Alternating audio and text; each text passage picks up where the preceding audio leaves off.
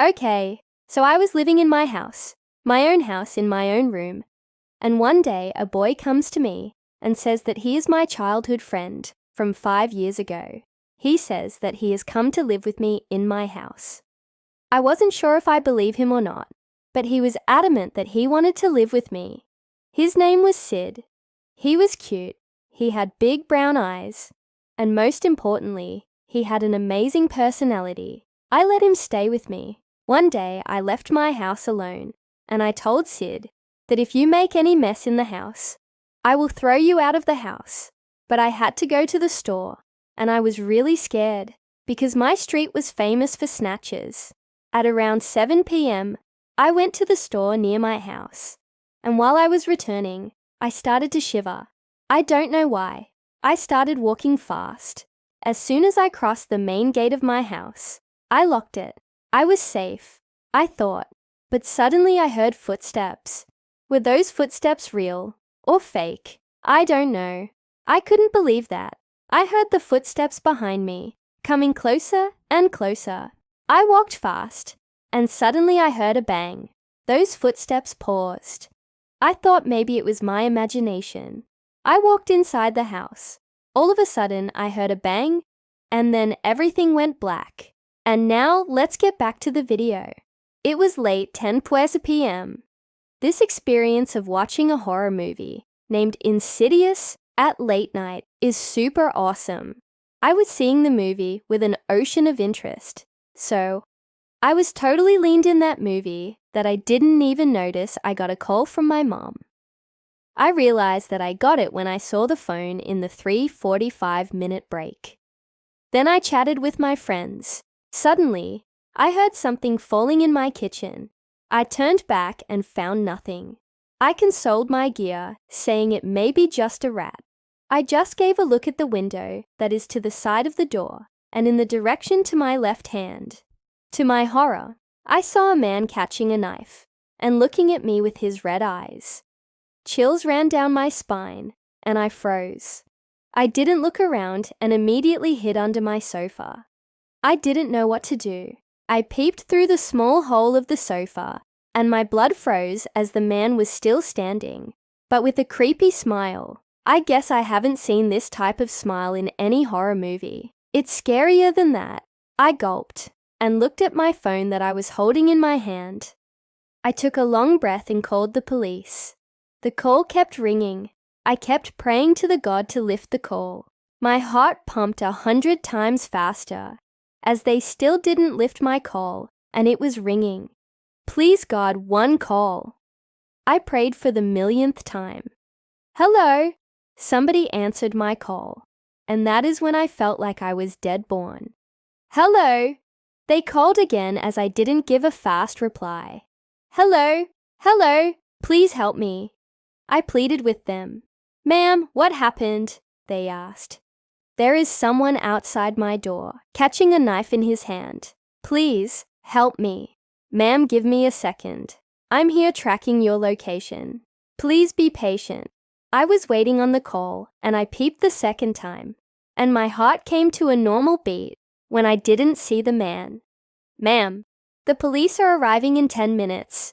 Please be in contact with me until they arrive, the lady spoke, giving me some courage to breathe. I breathe as hard as I can. Ma'am, are you okay? I can hear some heavy breathing. Yeah, I am fine. That breath is mine. I heard police sirens, and there were knocks on my door with a lady's voice asking, Anybody there? Happy tears dwelled in my eyes, and I ran to the door, unlocking it. I immediately hugged the policewoman who was in front of me. She consoled me by rubbing my back, saying, That's okay, we are here. Nothing to worry, my girl. After a few seconds, I unwrapped my arms around her and moved so that they could investigate the house. The lady police officer was with me, standing, and the other policers were wandering around the house. I didn't observe the whole house, except just watching the TV, which was still showing Insidious. After a few minutes, the police made me show all my house, and I was totally shocked that I might have died just because of a heart attack. The house had muddy footprints starting from the storeroom, continuing in the kitchen, and ended just behind my sofa where I have been sitting. I didn't understand anything. Then they made me sit, and the lady officer asked me, "Hi, I am Kale. So can I get your name, my girl?" "I am Shruti." "So Shruti, I am going to interrogate you, and you need to answer me correctly." I nod my head. "So Shruti, how did you see the intruder?" I was watching TV, but suddenly I got some sounds from the kitchen. But when I turned back, I found nothing.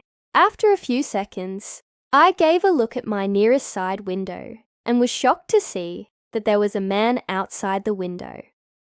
Okay, so what you have said is exactly matching to our expectations, but there is a slight change that may shock you. What? What change?